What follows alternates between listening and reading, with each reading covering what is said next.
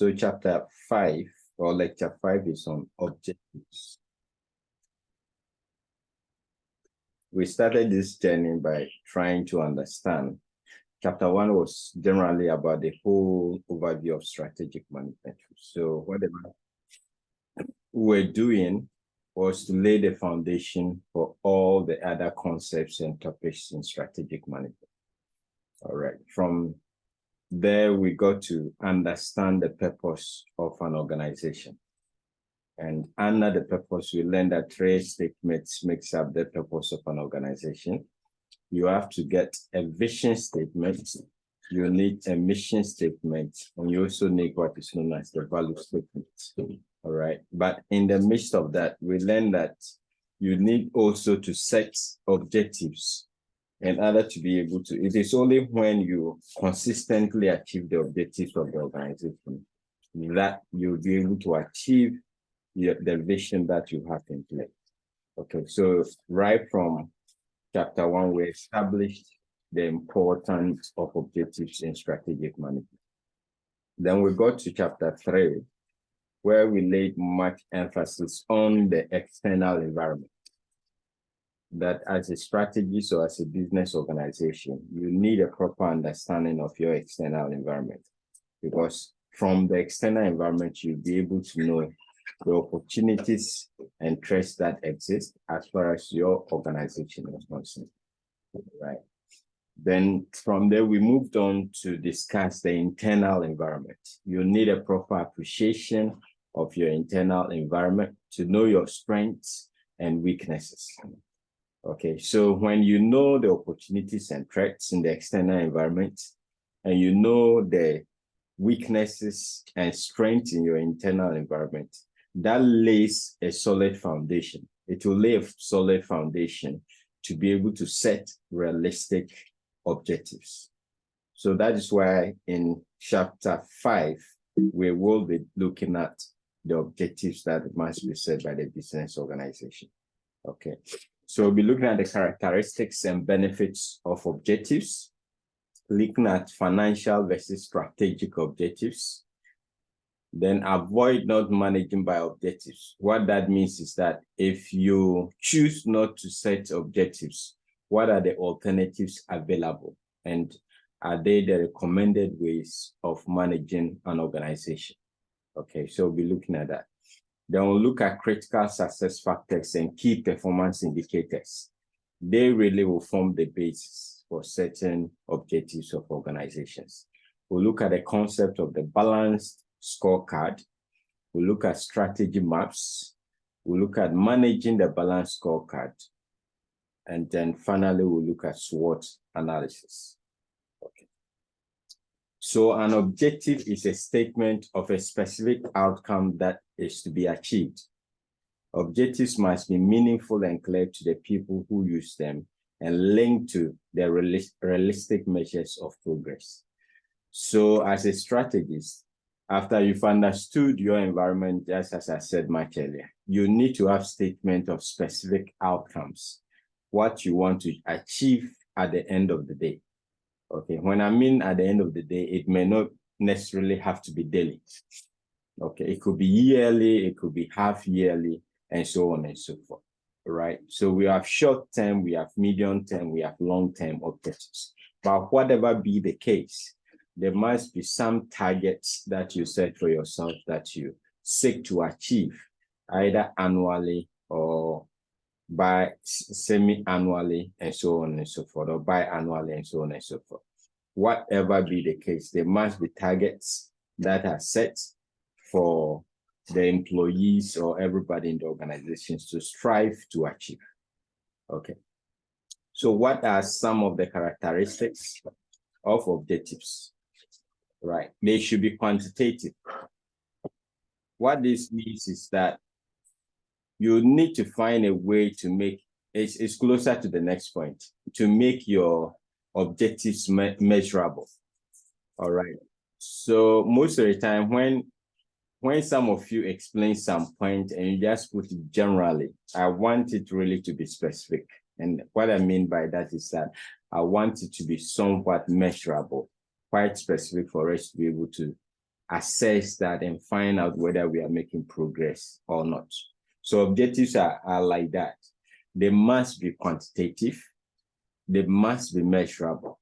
And the essence is what I've explained, so that we can find out the extent to which we are striving or making progress as far as the objective is concerned. They must also be realistic. That is why you need to understand your environment before you get to the point of setting objectives, so that you're setting objectives with a perfect understanding of your own strengths and weaknesses, a perfect understanding of the opportunities and threats that exist in the external environment, so that you don't set objectives that are not really realistic. Okay. Then objectives, they have to be understandable, because at the end of the day, you want everybody to come on board to assist in achieving these objectives. So if the employees don't really understand the objectives that you are seeking to achieve, how will they work towards the attainment of these objectives? So they must be understandable to all. They must also be challenging. The other role of objectives is to serve a motivating factor for people to want to exert a lot of energy or be motivated to work hard for the organization. Okay, if the objectives are not challenging, there is the tendency for people to just come to work and play around, because whether they work hard or not, they'll be able to achieve those objectives. So it's important that the objectives that we set for ourselves should be challenging. Okay, but I must caution here that challenging doesn't necessarily mean they should be very difficult, because that also will throw people away from working hard or even trying. All right. If I normally use grades, for example, if getting an A requires you getting, say, 95% to 99%, it is possible many people will not even learn at all, because they'll find it to be unrealistic or unattainable. And if that is the case, there is no point even trying in the first place. Okay, so challenging doesn't mean it should be so difficult or too difficult. Otherwise, people will not even give a try in their bid to achieve these objectives. But they should not also be too easy. If it's too easy, once again, it will not motivate people to work hard. So the right word is that objectives must be challenging. All right. They must be hierarchical.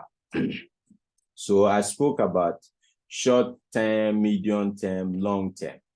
All right. So that is one way to look at the hierarchy, such that if you want to achieve some target in 10 years' time, you don't start by targeting the 10 years. All right. You start either yearly. After yearly, you have, say, 5-year target. After 5 years, maybe 7-year target, before you now get to your 10th year. All right. So they must be graduated. Yes, we all know that you have a vision of where your organization wants to be, but Rome was not built in a day. Okay. So you need to graduate the objectives that you'll be seeking to achieve, so that and what happens is that once you meet the lower level objectives, maybe the monthly objectives, it makes it easier to be able to meet the annual objectives. Once you consistently meet the annual objectives, it makes it easier to be able to hit the 5-year target that you have set for yourself, and on and on and on. Okay. But if you make it if you target right from the top, once again, it has the effect of even demotivating others from giving their best in the organization. So objectives must be hierarchical in order to make them more easy to achieve. Okay. They have to be obtainable. So another word for realistic. It should not be something that no matter how hard I work, I will not be able to achieve. Otherwise, there will not really be any need to work hard in the first place. I think I've explained that. Then they should be congruent among organizational units. So what this basically is saying is that there should be some uniformity. Production can't say that we can produce 1,000 and marketing says we can sell 500. Okay, there must be some alignment between how much production department can produce and how much the marketing or sales department feels they can sell. I'm just using them as an example. So that as an example. So there must really be a connection and some kind of cooperation among all the functional units of the organization, so that supply chain department knows the amount of raw materials they should be buying. Okay, the production knows the quantities they should be producing. Marketing and sales people know the quantities they should be setting targets to sell, because there is some congruence or some unity among the various departments and units of the organization. All right. Okay, what are some of the benefits? Because we're dealing with the characteristics and benefits of objectives. Why don't we just discuss the characteristics of objectives? What then are the benefits? So clearly, it's objectives provide directions. Everybody in the organization will get to know where the focus of the organization actually lies. Okay. Objectives will allow for synergy. What synergy does is that it gives you more output than if individuals were working individually. Okay. If you work collectively, there is some extra benefit output that is gained from the collaboration and cooperation that two or more people work together to achieve something greater than if they were working independently. All right, so that is the idea. And objectives, as we've seen in the characteristics, we said they should be congruent. So even in the organization, it is not just about the marketing people working together. Marketing will need the support of production. Production will have to collaborate with supply chain. Supply chain probably will need R&D and so on and so forth.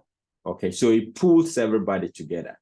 And the benefits that accrues most times will be higher than individuals working alone in the organization. So it allows for synergy. It assists in evaluation. At the end of the day, you can compare what you've actually achieved against what the targets or the objectives were. So you can compare your actual performance against the objectives that you set for yourselves. So it helps in evaluation. Okay, next one, it establishes priorities. It shows clearly what the focus of the organization is. It's just like the direction, all right? So this is what is important. That is why we've set an objective to achieve that. This is important for maybe the next 3 or so points. Aids in the allocation of resources. Okay, so if something is not a priority, we don't expect either the departmental head or anybody to be assigning resources to things that will not contribute towards the attainment of the objectives of the organization. So it tells everybody what is important in the organization. All right. Next point is very close to that. It reduces uncertainty because we all know what we are about. We know what we want to achieve at the end of the day. So we'll know exactly what we should be doing to achieve that. So it minimizes or takes away uncertainty. It minimizes conflicts. Why? Because of the certainty. We know exactly what we should be doing. When it comes to resources, nobody will allow you to use the resources anyhow. When I mean say anyhow, what I mean is that the resources must all be working towards the attainment of the objectives of the organization. Okay. It could help stimulate exertion. Basically, what it means is that it will help people to give up their best. And I think I explained it much earlier when I was talking about the fact that one of the attributes of objective is the fact that it should be, the characteristics is that it should be challenging. All right. And once you have a target, a challenging target, you will be compelled to work extra hard in order to be able to achieve that target at the end of the day. Okay. For those of you who have the target of, say, getting an A in this course and other courses, it will influence how you learn. All right. I'm sure for most of you after the class, you don't go back to your books again. Waiting to come to campus to just memorize some areas, right? And pray that those areas come. All right. What if they don't? But for those that are seeking to really get very good grades. They can't take chances. And so that will stimulate them to work hard in order to get the kind of targets or grades that they have set them for themselves. So objectives will stimulate exertion. It will cause people to be more committed and work harder towards the attainment of the organization. Okay. Aid in allocation of resources, I've explained that. Once we know what we want to achieve, it helps in allocating resources. We will not use the resources in areas that do not help in attaining the objectives that we want to achieve as an organization. All right. Then finally, to help in designing of jobs. So we know clearly what we want to achieve. So we'll design the jobs in the organization to help us to be able to achieve that. Okay, so it's similar to the example that I gave you when I was talking about the mission and the vision of an organization. You remember we used the example of a hospital and the departments that you'll find in a hospital. When you go to the bank, the sort of departments you'll find, the reason is because they all must be working towards the attainment of the vision. And the department must be in line with the vision that the organization is seeking to pursue. So it's the same thing. The objectives that you want to achieve will also tell you the kinds of jobs or the designs of the jobs that you should have in your organization. All right. Types of objectives. So beyond looking at objectives based on time, okay, beyond looking at objectives based on time, sometimes objectives could be based on the functional areas of a business. So we can have marketing objectives, production, and so on and so forth. Sometimes it's 9, where we have short term, we have medium term, we have long term. All right. But within the context of strategic management, we have these other 2 broad categories of objectives that are very, very important for us to know. All right. So we have what is known as the financial objectives, and we have what is known as strategic objectives. Okay. From the way they sound, their explanation really isn't difficult. The explanation is not difficult, but the relevance and the important lessons are very, very key for us as strategy students. Okay, so financial objectives, as the name suggests, is where you set outcomes or targets that have financial connotations. All right, so you want to meet certain targets in your financial performance. That is what is meant by financial objectives.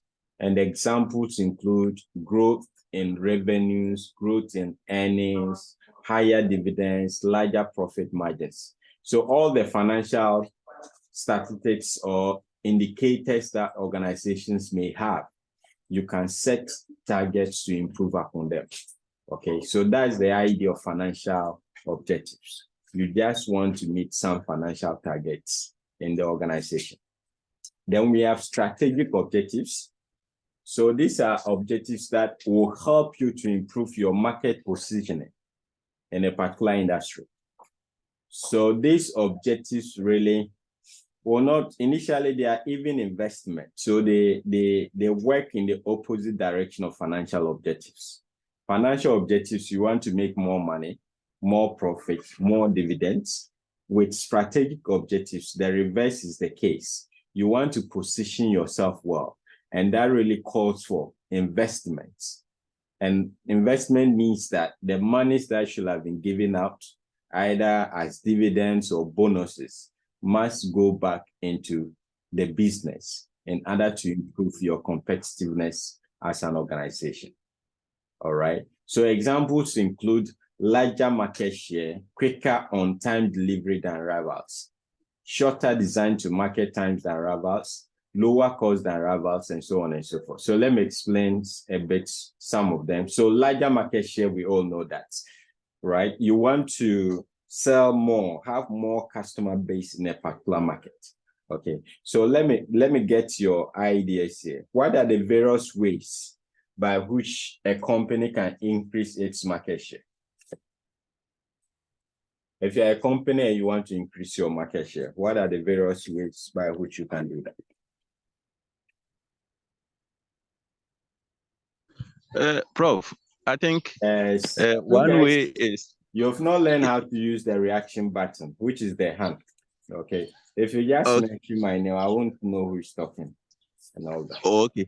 Sorry. This is Ishak, anyway. Okay, Ishak, yes. Yes, I think by opening new branches. So opening new branches, yeah. Any other? Any other? Okay, beyond opening new branches, I think you can also advertisement. Advertisement, yes. Yes. Any other? Okay.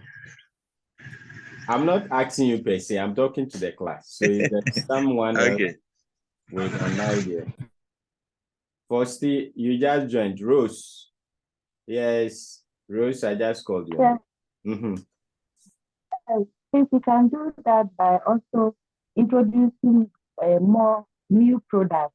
So through the introduction of new products, good. Introduction of new products. Yes, are we done? Have we exhausted all the points that we know? Fine. So if we even stay with this, the point I want to establish is that, you see, if you want to set up new branches, you will have to invest money to be able to do that. Okay. Advertisement costs for you giving out money.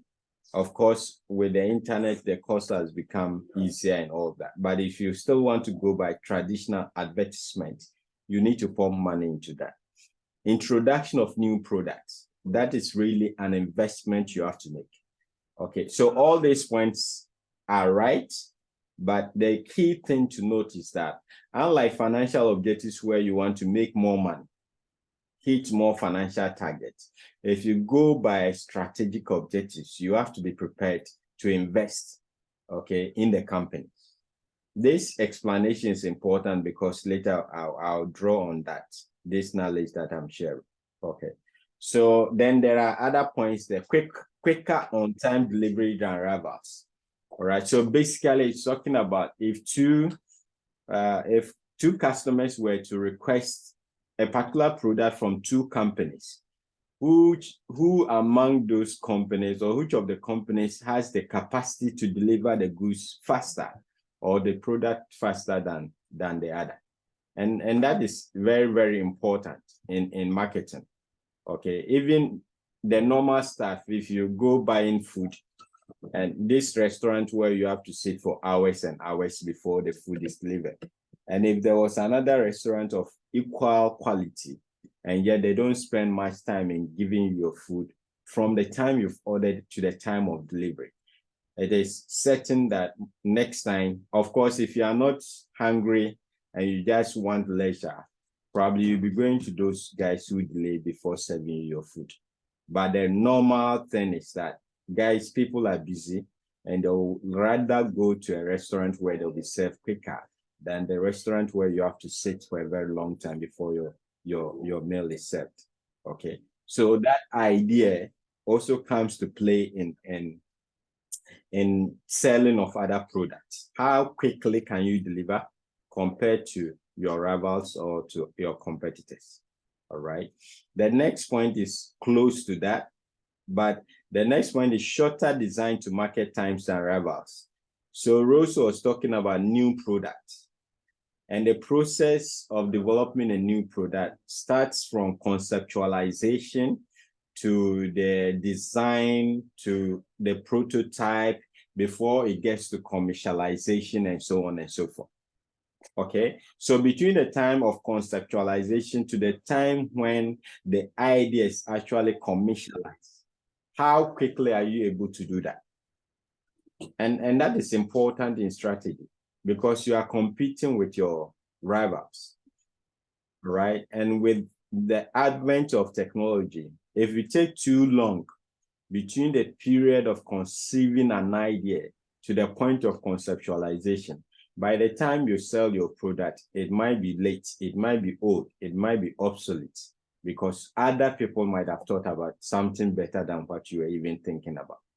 Okay, so you need, and this, to kick in this process, you need to make investments. It might be investment in technology, it might be investment in people that can translate the idea into the final product. All right, so all the examples that you see under strategic objectives are things that call for huge investments in the company. All right, so let's hold on to this knowledge. As I said, we'll be talking about it into details much later. So I want you to take note of the explanations. So if you are a manager and you avoid not managing by objectives, what are the other alternatives available to you? Okay, these are not recommended, but it's just for your knowledge, for you to know that for those that do not, for managers that do not set objectives, it is likely they may be using these other methods of managing their organizations. So we have managing by extrapolation. That means the manager adheres to the principle that if it ain't broke, don't fix it. So it's an American kind of jargon or way of talking.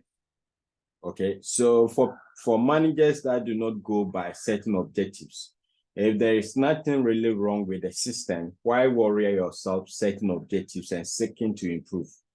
By yesterday, we learned about the concept of continuous improvement. Okay, that calls for continually improving the quality of your product and services. So whether currently people are buying your products, you are making profit, that is not the reason why you should be complacent and not set objectives. You constantly, if you are a strategist, you have to be setting objectives to improve upon whatever you are doing as an organization. All right. Then we have managing by crisis based on the belief. So these managers manage their organizations based on the belief that the true measure of a really good strategist is the ability to solve problems. So it's very similar to managing by extrapolation. All right. So for them, a good manager is the person who can solve problems. But in setting objectives, you don't set objectives necessarily because there is a problem. But you set objectives because you want to dream bigger and achieve something greater. You don't set objectives because you want to solve problems. Okay, so for those that think that to be a good manager is about problem solving, they are most likely not to be setting objectives for their organization or their units. All right. Then managing by subjectives. This is built on the idea that there is no general plan for which way to go and what to do. Just do the best you can to accomplish what you think should be done. So subjectivity comes in, all right? You know, in certain objectives, you pin yourself down. It becomes something very objective. We want to increase this by 50% by the end of the year. Now, it doesn't give room for your subjective feelings. You have to work towards that. For managers that don't want to pin themselves to objectivity, they are likely to manage by subjectiveness.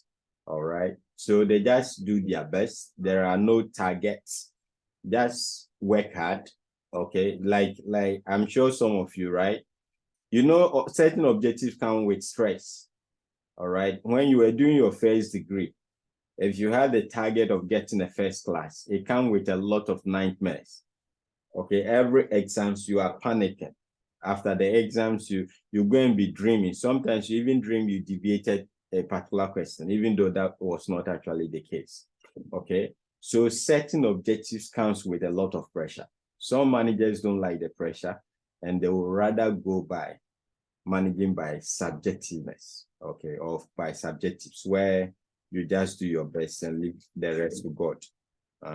Okay, then we have the last one that is similar to that, managing by hope. Based on the fact that the future is laden with great uncertainty, and if we try and do not succeed, then we hope our second or third attempt will succeed. So once again, it's basically about managing by hope. Just try your best. If you don't succeed the first time, you may succeed the next time. So you are not even really working based on a plan. You are not working based on any objective. You're just trying your best. And if you are fortunate, maybe one of those attempts will work out.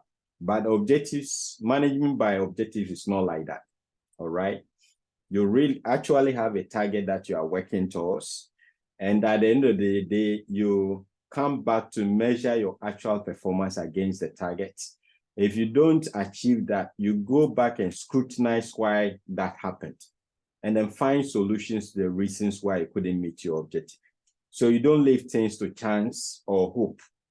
All right. You actually do thinking and working in order to be able to achieve the objectives that you've set for yourself. Okay. But these four are the options that are likely to be available for a manager or a strategist that fail to set objectives. Right. And the objectives, so we need to know these two key concepts. We have to know critical success factors. I think we touched on that in lecture 1 as well. Then key performance indicators. Okay. Critical success factors and key performance indicators. Lecture 1, we're discussing something. We spoke about critical success factors. And I even asked you guys to use the telecommunication industry to tell me the critical success factors in the industry. Do you remember?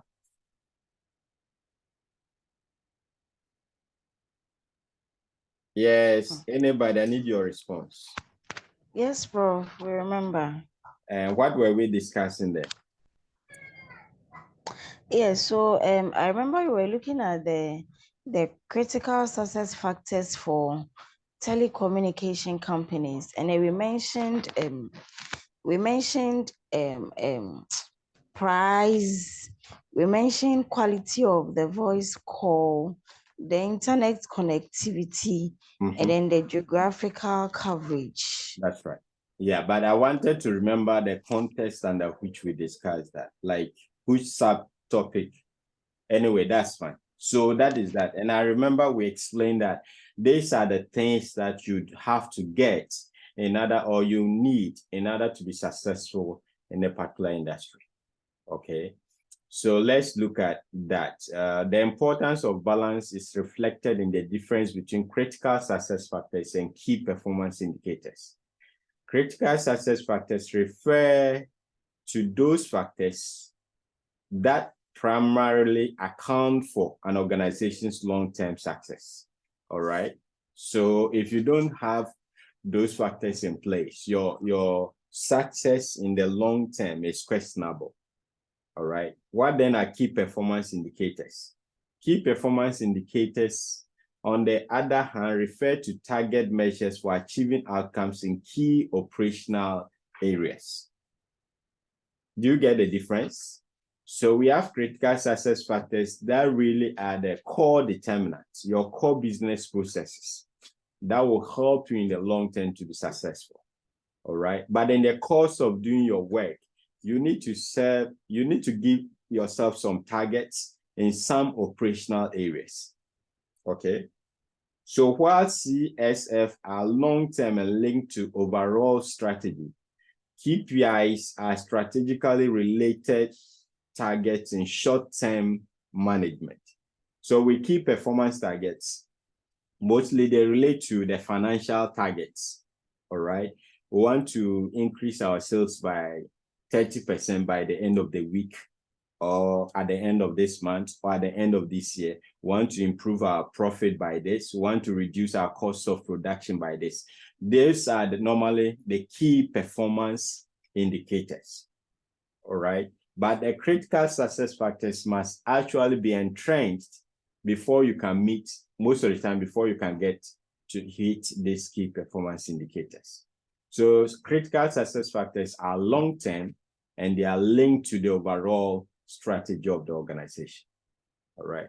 The difference is important to the distinction drawn between strategic objectives and measures in the balanced scorecard. So this chapter will introduce us to the balanced scorecard, but we, just as when I was explaining strategic and financial objectives, you also need to understand these critical success factors and key performance indicators, because they will have a bearing in our explanation of balanced scorecard. Okay, so critical success factors are more or less like the strategic objectives of the organization, and key performance indicators will normally come from the financial targets or objectives of the organization. Okay.